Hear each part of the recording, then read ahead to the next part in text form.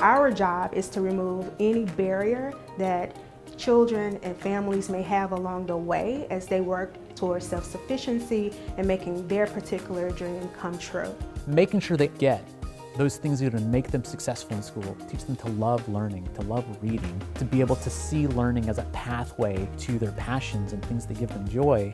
I'm Tashonda Middleton. I am the CEO of Communities in Schools. I also get the great pleasure of leading the Education and Youth Anchor portion of the More for Memphis plan.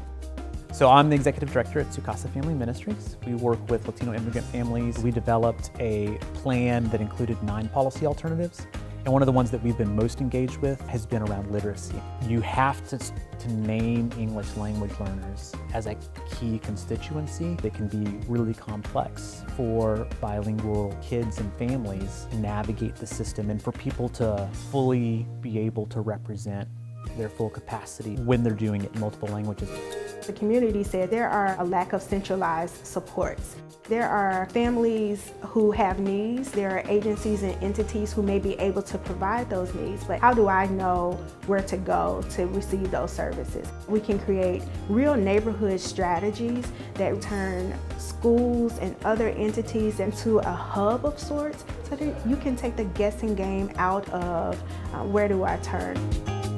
I'm a big proponent of it personally as a citizen of this community, as a parent, and then also just in my individual role as a school board, because schools center communities. It's the hub of so many different communities all across Memphis. And so if More for Memphis can partner with MSCS, we can reach those families that are very much in need.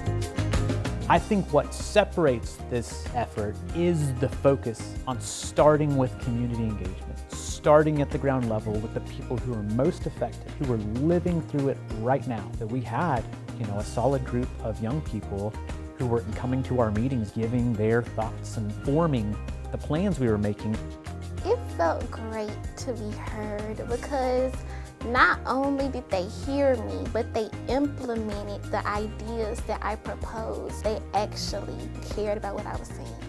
Even though I have my child that's going to be graduating, I want to be able to see parents, come behind her and be like, I can finally just breathe and see that my child is getting everything they need and our city is behind us.